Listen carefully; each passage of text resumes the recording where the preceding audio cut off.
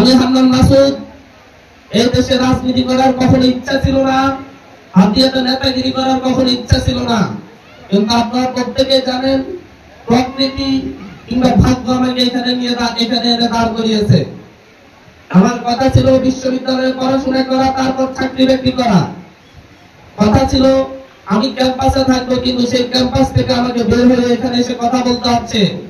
কারণ এই দেশের যে রাজনৈতিক নেতৃত্ব, এই দেশের যে ধান্দাবাদ ছাদাবাজি নেতৃত্ব, তারা এই দেশকে ব্যর্থ রাষ্ট্রে পরিণত করেছে, যার ফলে আমাদেরকে হাল ধরতে হয়েছে।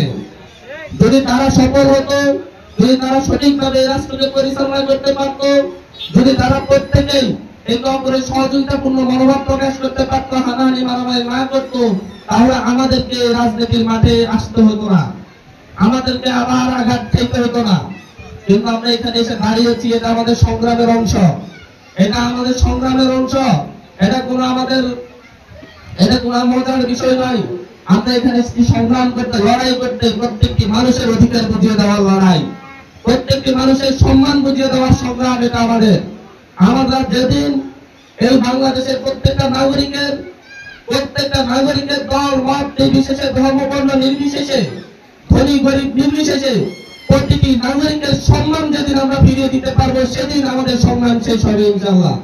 কিন্তু তার আগ পর্যন্ত আমরা যে সংগ্রামে নেমেছি, যে লড়াইয়ে নেমেছি, আমৃত্যু লড়াই চালিয়ে যাব।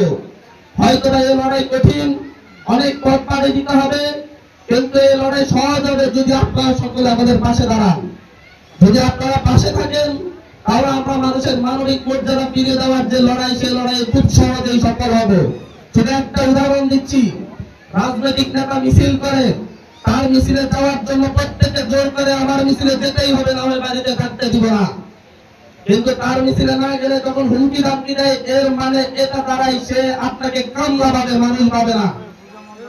সে আপনাকে যদি মানুষ ভাবতো, তাহলে আপনাকে হুমকি ধামকি দেওয়ার সাহস সে পেত না।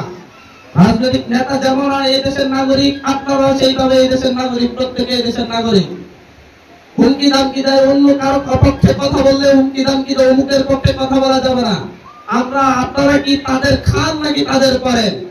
নিজে কামাই করে খান, কিন্তু তাদের কথাই চলতে হবে, তাদের কথাই উঠতে হবে, এমনকি তাদের কথাই কথা বলতে হবে। এর মানে হচ্ছে তারা আমাদেরকে দাস মনে করে, তাদের দাস মনে করে, গোলাম মনে করে।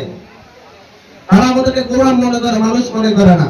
আমি সেই শ্রেণী থেকে উঠে আসা মানুষ ছেলে, আমি কোন বড় ফ্যামিলি থেকে উঠে আসা ছেলে নয়। আমি যে অত্যাচারিত, লাঞ্ছিত, বঞ্চিত মানুষের প্রতিনিধিত্ব করতে গেলে এসেছি। আপনাদেরকে বলবো, চোখটা খোলা রেখে আপনারা সবাই একে অপরের সঙ্গী হন, একসাথ হন, এবং সংগঠিত লড়াইয়ের মধ্য দিয়ে যেই পচে গলে দেওয়া সমাজ ব্যবস্থা, যার নেতৃত্ব দিচ্ছে ছাত্রবাস গোলামরা, তাদের প্রতিরোধে আমরা একসাথে লড়াই করবো ইনশাআল্লাহ।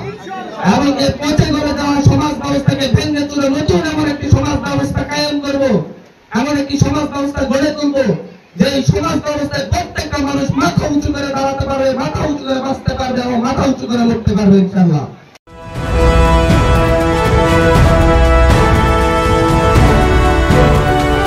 জনতা টিভি, জনগণের আয়না।